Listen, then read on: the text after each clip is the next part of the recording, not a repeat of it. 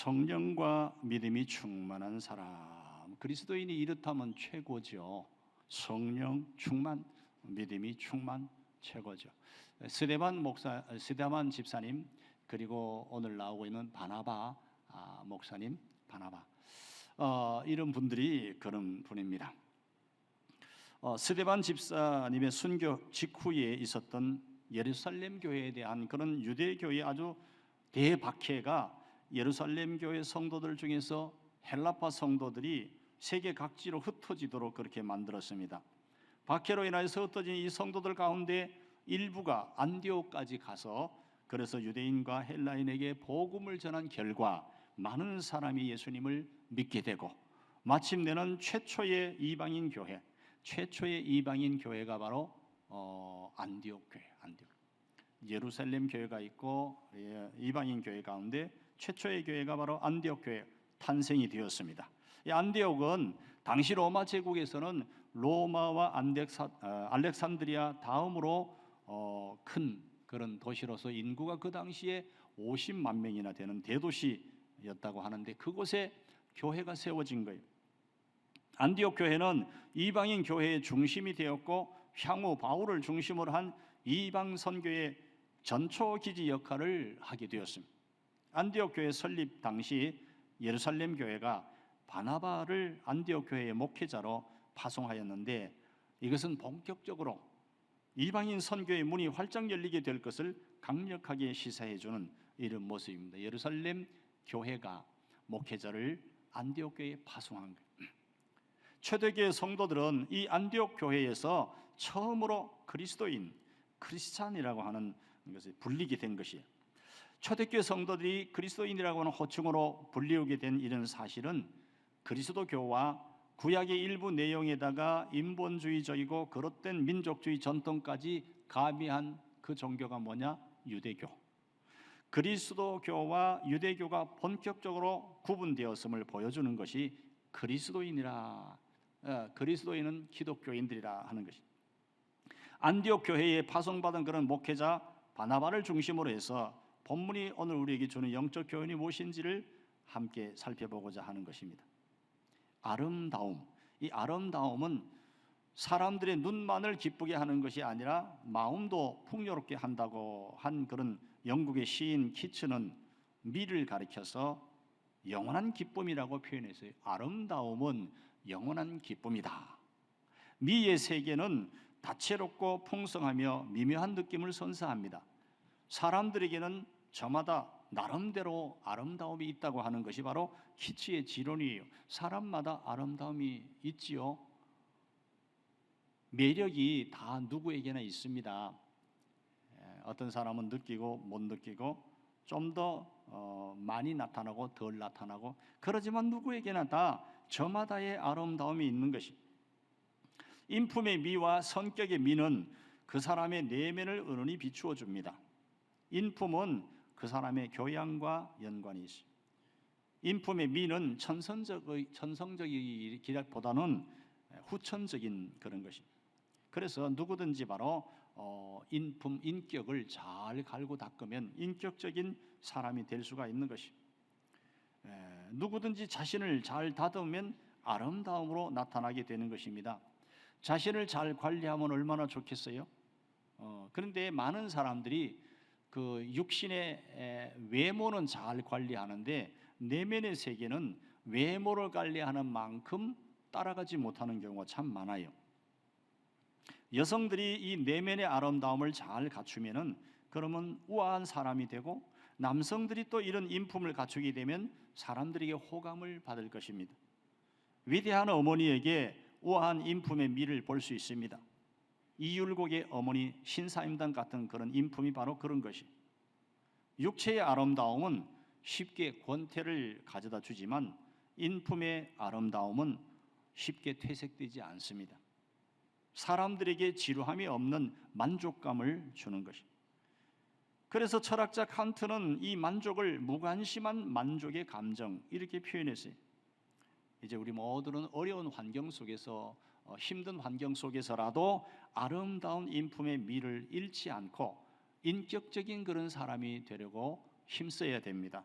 인격적인 그런 사람은 너무너무 하나님 보실 때나 사람이 볼 때도 아름다운 사람이. 먼저 생각할 것은 재능보다 인품이 중요하다는 거예요. 재능보다 인품. 24절에 바나바는 착한 사람이요 성령과 믿음이 충만한 사람이라 이에 큰 무리가 죽게 더하여지더라. 바나바는 성령과 믿음이 충만한 사람인데 그 이전에 착한 사람이요 이렇게 나옵니다. 착한 사람. 바나바는 인격이 된 사람이. 그는 이방인들이 하나님의 구원 안으로 들어오는 것을 아무 편견 없이 받아들일 정도로 인격이 된 그런 사람이었습니다. 이방인들이 바로 하나님의 구원, 예수님 믿는데 하나님의 백성 되는데 그것을 거부하지 않았어요. 편견도 가지지 않았어요. 그냥 받아들일 정도로 인격자였다는 거예요. 이 바나바의 훌륭한 그런 인격이 결정적으로 나타나고 있는 것이 바로 25절, 26절. 그는 고향 다소에 가 있던 바울을 찾아갔습니다. 그리고 자기가 목회하는 안디옥 교회로 바울을 초청해서 바울과 함께 동력했습니다. 교회 역사상 최초의 팀 목회를 한 그런 사람들이 있다면 최초의 팀 목회자는 바로 바나바와 바울. 바나바와 바울 이 두 사람이 팀 목회를 한 거예요. 그런데 냉정하게 보면은 당시에 바울이 바나바에 비교될 수가 없었습니다. 왜 그러냐 하면 바울은 회심한 지 예수님 믿는 사람을 박해하고 이제 예수님 믿기 시작하고 예수님 영접한 지가 얼마 안 됐어요. 초신자.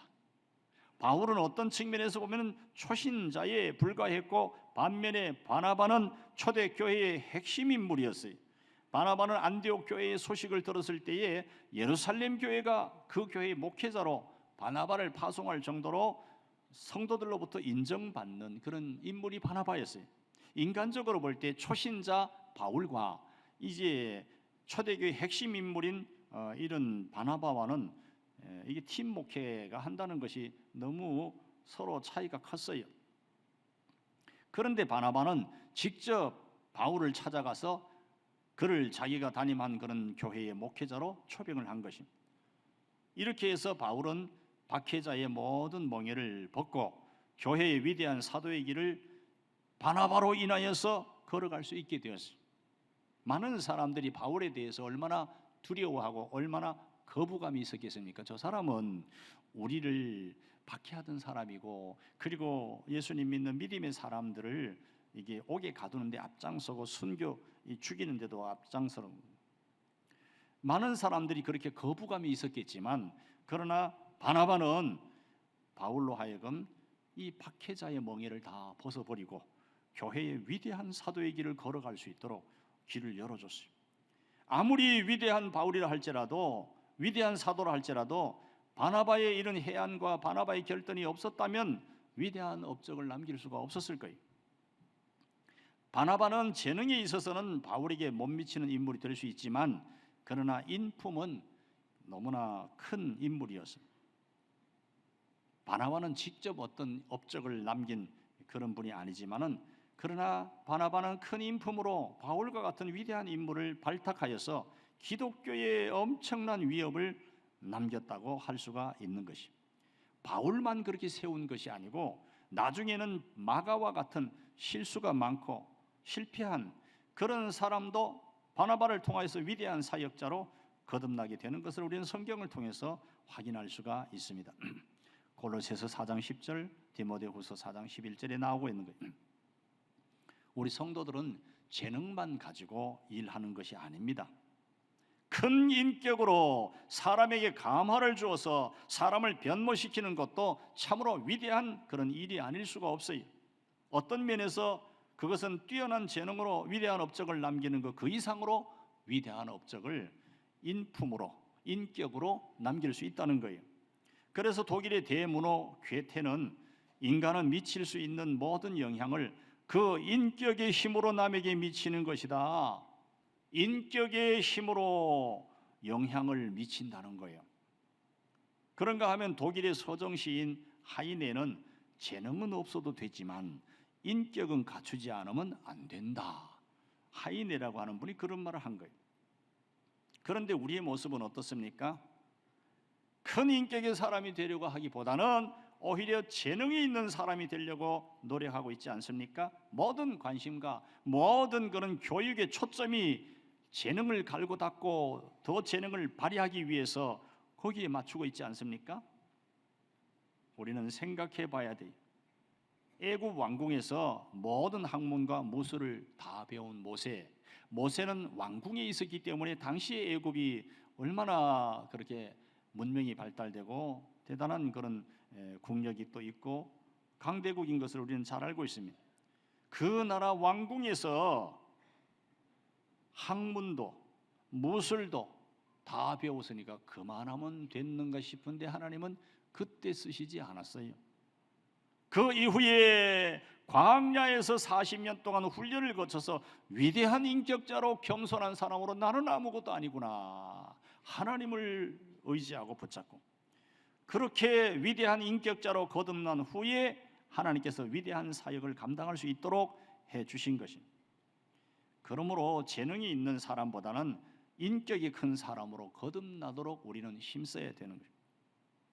옛 격언에 챔피언은 링 안에서 챔피언이 되는 것이 아니라 단지 거기서 인정될 뿐이다, 그런 말이 있습니다. 우리는 그리스도인이 이미 되었습니다. 이미 예수님 믿는 그리스도인이에요. 이제 세상 안에서 진실한 삶을 통해서 인정받는 그런 이 세상 안에서 진실한 삶을 통해서 우리는 인정을 받아야 됩니다. 사람들, 안 믿는 사람들을 통해서도 인정을 받아야 되는 것입니다. 우리 주님께서 말씀하셨죠. 우리의 착한 행실을 보고 하늘에 계신 하나님께 영광을 돌리도록 그렇게 살라고 말씀하셨어요. 영광이라고 하는 말은 헬라어로 독사라고 하는데 이 말은 인정한다라는 그런 의미를 내포하고 있어요. 하나님께 영광을 돌린다고 하는 말은 하나님의 존재를 인정하고 우리의 삶을 통해서 하나님을 인정한다는 의미가 하나님께 영광을 돌린다는 그 속에 들어있는 거예요. 하나님의 존재를 그리고 하나님을 우리의 삶으로 인정하는, 우리가 하나님께 영광을 돌리면, 즉 하나님을 인정하면 하나님은 우리를 인정하시고 우리를 형통하게 그렇게 해주시는 것입니다. 예수를 믿는 사람들은 세상에서 사람들로부터 인정받는 삶을 살아야 참 그리스도인이 될 수가 있는 것입니다. 하나님께는 물론 인정받아야 되고 그 하나님께 인정받는 모습이 사람에게 인정받는 모습으로 나타나야 되는 것이, 한쪽은 인정하시는데 한쪽은 인정 안 한다, 그건 말이 안 돼. 하나님이 인정하는데 사람이 인정 안 한다, 말이 안 되는 거예요. 사람이 인정하는데 하나님께서 인정 안 하실 수는 있을 수도 있어요. 왜냐하면 사람이 잘못 볼 수도 있으니까. 다음으로 생각할 것은 참 성도는 불신자들로부터 인정받는 성도가 참 성도예요. 26절 하반절에 보면 우리가 주목할 만한 인상 깊은 말씀이 있는데 안디옥에서 비로소 그리스도인이라 일컬음을 받게 되었더라 그랬습니다. 그리스도인이라고 하는 것은 그리스도의 추종자라고 하는 그런 뜻이에요. 이 그리스도인이라고 하는 호칭은 안디옥에서 처음으로 불려졌는데 중요한 것은 그 이름을 붙인 사람들이 바로 불신자들이라는 거예요. 예수님을 안 믿는 사람들이 예수님 믿는 안디옥 교회 교인들을 보고 그리스도인이라 그렇게 불렀어요. 왜 안 믿는 사람이 그렇게 불렀겠습니까? 그 안디옥 교회 교인들이 바로 그리스도를 따르고 믿는데 뚜렷했다. 저 사람은 그리스도를 믿는 사람이다, 예수 믿는 사람이다, 그렇게 보였기 때문에 그렇게 그리스도인이라고 부른 것이, 바로 거기에 안디옥 교회 성도들의 위대함과 탁월함이 있는 것이, 예수 믿는 사람이라고 선명하게 보이는 것이 그들의 위대함이고 그들의 탁월함이라고 하는 것입니다. 그들 중엔 대다수는 이방인들이에요. 그런데 예수님을 믿은 지도 얼마 되지 않은 그런 사람들입니다. 그런데 예수님 믿는 것이 분명하게 확실하게 보였어요. 예수님 믿는 것이 뚜렷한 그런 열의가 그들에게 있었습니다. 믿지 않는 사람들이 볼 때에 그들은 세상을 추구하는 그런 사람들이 아니었어요. 안디옥 교회 성도들을 보니까 확실하게 예수님 믿는 사람이다. 우리는 지금 오늘날 그리스도인이라고 분명하게 밖에 나가면 너 교회 다니지? 그렇게 사람들이 느끼고 있습니까? 친구들이, 그렇게 우리의 동료들이 교회 다니시죠? 이렇게 느낍니까? 그렇지 못한 경우가 많아요. 그렇지 못한 경우가 많은 것은 타협을 하고 그 다음에 세속화되고 예수님 안 믿는 신앙이 없는 사람하고 비슷하게 섞여가지고 같이 그냥 비슷하게 살아가니까 그렇게 되는 거예요. 그것은 분명히 잘못된 모습이에요. 세속화된 것은 잘못된 것이고 타협하는 것도 잘못된 것이고 우리는 드러나야 돼. 말하는 것이 다르고 그리고 살아가는 삶의 모습이 다르고 때로는 양보할 줄도 알고 때로는 여유도 많이 있어 보이고 어떻게 저렇게 세상을 살 수 있는가? 왜냐하면은 희망이 있는 사람과 없는 사람은 전혀 달라요. 하나님이 희망이시고 천국이 보장된 사람과 천국이 있는지 없는지 모르는 사람은 벌써 나타나는 게 달라요. 살아가는 게 다르고 모습이 달라요. 달라야지 정상적이에요. 그것이 희미하면은 믿는지 안 믿는지 잘 몰라요. 이제 우리는 늘 우리 자신들을 돌아보면서 그 안디옥 교회 교인들처럼 그리스도인 저 사람들은 과거에 우리나라에도 과거에는 덜 세속화된 것 같아요. 그래서 예수쟁이라는 말을 좀 들었어요. 우리나라에서도 예수쟁이. 그러면 그냥 새벽에 나면서 울면서 기도하고 그냥 교회 가서 살다시피 하고 부흥회 하면 그냥 일주일씩 하는데 그냥 일주일 내내 가가지고 쌀 가지고 그냥 푸대자루에다 가져가서 밥을 해 먹어가면서 뭔가 다르니까 예수쟁이. 그랬는데 오늘날에는 그런 말 들어보기가 힘들어요. 물론 그들은 좋지 않은 의미에서 했을지 모르지만 그러나 예수님 믿는 모습이 다르게 나타났다는 거죠. 믿지 않는 사람들이 볼 때 안디옥 교회의 교인들이 바로 그래 했어요. 그들은 세상을 추구하는 사람들이 아니었어요. 세상의 성공과 세상의 권세와 세상의 쾌락을 쫓는 그런 사람들이 아닌 것처럼 보였어요. 그들은 예수님을 쫓았고 하나님 나라를 추구하고 예수님의 영광을 쫓았어요. 예수님의 성품을 닮기 위해서 줄기차게 노력했어요. 그래서 그리스도인이라 그렇게 그들이 불렀어요. 우리는 뚜렷한 그런 그리스도인의 정체성이 나타나야 되는 것이, 그로 인하여서 조금 어색하거나 손해가 되는 것 같은 것이 있어도 우리는 그것이 너무 자랑스러운 모습인 것을 알아야 돼요. 인도의 정신적인 지도자 간디가 이런 말을 했습니다. 자기가 생각할 때 그리스도는 인정하고 존경하지만 그리스도인들은 인정할 수 없다. 그리스도는 인정하고 존경하지만 그리스도인은 인정할 수 없다. 이게 간디의 말이에요. 그 옛날 어떻게 이런 생각이 있겠습니까? 역시 그리스도인들이 그 시대 그때도 삶이 따라가지 못했으니까. 그래서 어떨 때는 전도할 때 그런 말을 하고 싶죠. 예수님 믿는 사람들, 교인들 보고 예수님 믿고 안 믿고 하지 마시고 예수님 보고 예수님 믿으세요. 우리의 삶이 너무너무 부끄러우니까 그렇게 전도하고 싶을 때가 많아요. 얼마나 부끄러운 모습인지 모르는 것입니다. 인도의 간디가 그런 말 한 것은 그 예수님 믿는 사람이 예수님을 안 닮았기 때문에, 아무리 봐도 조금 더 예수님을 닮지 않았기 때문에 그렇게 말한 것이, 그러면서 그는 그리스도인들이 그리스도를 믿는다고 하면서 조금 더 그리스도를 닮으려고 하지 않는 것을 나는 이상하게 생각한다, 그런 말도 한 것이. 탈무드에 보면은 남에게 자기를 칭찬하게 해도 좋으나 자기 입으로 자기를 칭찬하지 말라, 탈무드에 그랬어요. 그래서 불신앙의 사람들이 그들의 눈에 정말 그리스도인을 비추고 있는지 늘 자기를 성찬하면서 신실하게 신앙생활을 해야 되는 것입니다.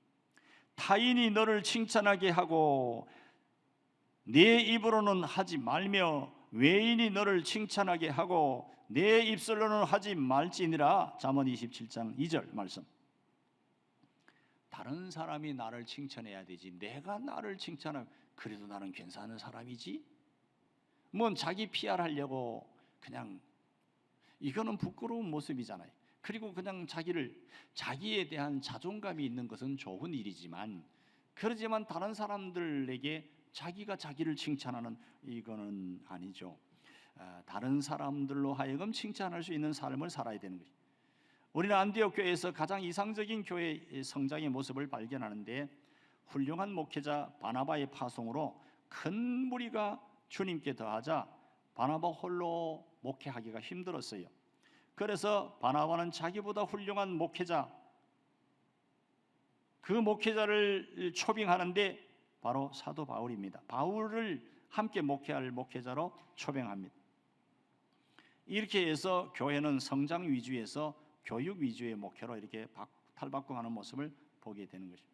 그리고는 결국에는 그리스도인이라고 하는 그런 인정을 받는 성숙한 교회의 모습을 드러내고 있는 것입니다. 그런데 불과 1년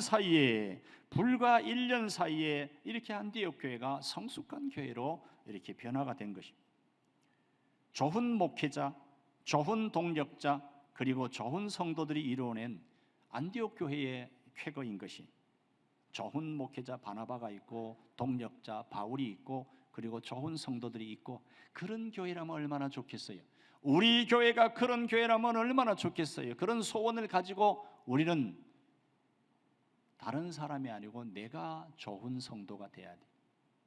내가 정말 하나님께서 나 사람이 볼 때, 그래서 정말 이 시대에 정말 그런 아름다운 교회가 있는가? 만일 그런 생각이 든다면 그러면 내가 그런 성도가 되어서 교회 안에 있으면 그런 좋은 교회가 되는 거예요. 부흥은 누구에게부터 일어나느냐 하면, 부흥은 내 마음속에서부터 먼저 일어나는 거예요. 오늘날 많이 타협을 하고 오늘날 많이 그리스도인들 보기 힘들다, 그러면 내가 먼저 그런 잘못된 자리에서 빨리 내가 먼저 벗어나야 돼요. 많은 사람들을 변화시키려고 하면은 답답하지만, 그렇지만 내가 바뀌는 거 힘들지만 하나님 앞에 몸부림치는 거 대단히 중요해요. 뭐 다운 증후군이 있는 그런 사람은 어떤 데 집중하기가 어렵다 그래요. 그런데 보니까 그 다운 증후군이 있는 그런 젊은이가 헬스 얼마나 열심히 하는지 해가지고, 그렇게 해가지고 헬스 대회에 나가가지고 그렇게 해가지고 여러 사람들하고 같이 겨루고 있더라고요. 정상적인 비장애인들하고 같이. 그렇게 다운 증후군 가지고 있는 사람이 그렇게 헬스를 해가지고 그렇게 몸을 그렇게 근육을 일궈낸 사람이 한국에도 없고 아시아에도 거의 찾아보기 힘들대요. 그런데 우리는 무엇인가 이루어내려고 하면은 쉬운 일이 아니에요. 쉬운 일이 아닌데 그런 몹쓸 병에 걸린 사람도 육체적으로 아름답게 근육을 울퉁불퉁하게 하니까 멋있더라고요. 보기는 좋고, 그리고 많은 사람들이 그 성실한 모습을 보고, 우리가 좋은 교회를 만들어 가려면, 좋은 성도를 만들려면 내가 그렇게 날마다 애를 쓰고 하나님께 무릎을 꿇고 그런 노력이 필요한 것이. 어느 전도자가 길을 지나가다가 거리에서 구걸하는 거린 앞에 섰습니다. 주머니를 뒤져봤는데 한 푼의 돈도 없었어요. 그런데 차마 지나가기가 좀 속 깊은 연민 때문에 지나가지 못하고, 전도자는 거린의 손을 따뜻하게 잡아주면서 말했습니다. 형제요, 마침 내게 준비된 것이 없군요. 그러나 당신의 너무 춥게 보이는 손을 잡아드리고 싶소. 부디 용기를 내서 일어나 하나님을 의지하고 새 생활을 시작해 보십시오. 거린은 눈물을 흘리면서 대답을 했어요. 당신은 지금까지 나에게 적선한 모든 사람들보다도 더욱 값진 선물을 주셨습니다. 거린에게 그렇게 말한 사람이 아무도 없었다는 거예요. 사랑이 없는 구제 때문에 사람들은 받고도 치사한 그런 모멸감에 거기서 너무 고통스러워하는 거예요. 지나가려니까 조금 그렇고, 어디 동전이 있나, 뭐 혹시 1,000원짜리라도 있나, 그래가지고 집어 던지듯이 주고 던지고 가버리면 똑같은 돈을 주면서 받는 사람이 얼마나 모멸감을 느끼고 얼마나 힘들겠어요. 사랑이 없으면 내게 있는 모든 것으로 구제해도 하나님의 장부에 우리의 자손은 기록될 수가 없는 것이. 그래서 다음으로 생각할 것은 구제는 고통의 분담이라는 거예요. 고통의 분담. 29절을 보면은 안디옥 교회의 제자들이 유대에 사는 형제들에게 부조를 보내기로 하였습니다. 안디옥 교회는 유대 예루살렘 교회에서 그렇게 목회자를 파송했는데 이방인 최초의 교회인데, 예루살렘 교회는 모교회인데 모교회가 경제적으로 어려움을 겪고 있어요. 그런데 이 안디옥 교회가 부조를 보냈다. 거기에 도움을 준 거예요. 모금을 해가지고 보낸 거예요. 부조에 해당되는 헬라어는 디아코니아인데, 이 말은 시중 드는 사람에서 온 말로 시중 봉사를 의미하고 있는데, 이것을 바울은 로마서 15장 25절에서 성도를 섬기는 일이라고 그렇게 했어요. 여기에서 초대교회의 구제의 자세를 우리가 볼 수가 있는 것입니다. 그들의 구제의 자세는 그냥 구제하는 일을 단순히 남는 것을 베푸는 정도로 그렇게 생각하지 않았어요. 종이 주인을 시중 들듯이 그들의 고통이 제거될 때까지 함께 고통을 분담하는 것으로 그들은 생각했습니다. 그래서 마이어는 초대교회의 구제는 단순히 먹을 것을 뒷문으로만 건네주는 차가운 의미의 수행이 아니라 그들을 식탁에 초대하여 사랑과 기도, 관심과 복음을 나누는 사역이었다. 식탁에 초대해서 사랑과 기도, 관심과 복음을 나누는 그런 사역이 바로 구제라고 그렇게 마이어가 말했어요. 구제라고 하는 것은 단순한 베품이 아니고 고통과 사랑의 나눔이 돼야 되는 것입니다. 그래서 주자학의 창시자인 주희는 근사록에서 구제는 자기가 먹고 입고 남은 것을 사람에게 주는 것이 아니라 자기의 먹을 것을 떼어서 남에게 주는 것이다. 먹을 것을 떼어서 쪼개어서 주라는 거예요. 우리의 구제는 어떻습니까? 우리의 없는 가운데서도 얼마 안 되는 가운데 그것을 쪼개어서 주는 모습입니까? 그들의 고통을 어떻게든지 나누어 주려고 하는 그러한 마음이 있습니까? 우리 예수님께서는 그저 정말 참 가난한 자가 그렇게 동전을 헌금하는 것을 최고 많은 헌금했다고 그렇게 그 과부를 칭찬했잖아요. 그래서 물질이 많아야 구제할 것이다. 아니면은 안정이 좀 되면 나도 헌금을 좀 하고 제대로 떳떳한 그런 교인으로 교회를 이런 생각은 정말 잘못된 생각이에요. 우리 주님께서 우리 하나님께서 보실 때는 적은 가운데에서 적은 것을 구제하는 것을 구제를 많이 한 것으로 생각해요. 그래서 누구나 구제할 수가 있고 누구나 하나님 앞에 헌금을 많이 할 수 있어요. 액수가 많아서 많은 것이 아니고 내 적은 데서 드리는 그 퍼센트가 높으면은 많은 것이. 성경 고린도후서 8장 9절에서 우리 주 예수 그리스도의 은혜를 너희가 알거니와 부요하신 자로서 너희를 위하여 가난하게 되심은 그의 가난함으로 말미암아 너희를 부요하게 하려 하심이니라. 예수님이 이 땅에 오신 것, 가난하게 되신 것, 종처럼 지내신 것 모두가 우리를 부요하게 하시기 위하여서 그렇게 하셨다고 하는 것이. 그리고 우리로 생명을 얻게 하시기 위하여서 영생을 주시기 위하여서 자신의 생명을 희생하신 거예요. 이렇게 우리를 엄청나게 사랑하시면 우리는 사랑하는 데 있어서 남을 돕는 데 있어서 인색에서는 안 되는 것이 많이 하라는 것이 아니라 있는 데서 작은 것이라도 그렇게 애틋한 마음으로 함께하는 대단히 중요한 그런 모습이. 이제 우리는 우리의 손을 펼 때입니다. 마지막 세상 떠날 때까지도 움켜잡고 떠나는 사람이 있는데 어리석은 사람. 이제 우리는 손을 펼 때예요. 나누어 줄 때입니다. 무엇이 많아서가 아니고 형제 자매들의 아픔을 어루만지고 그들의 고통을 함께 나누어야 되는 것입니다. 누가 부자입니까? 돈 많은 사람이 부자가 아니고 많이 나누는 사람, 많이 줄 아는 사람이 부자예요. 없는 가운데서도 조금이라도 줄 수 있다면 그는 부자예요. 흩어 구제하여도 더욱 부하게 되는 일이 있나니 과도히 아껴도 가난하게 될 뿐이니라.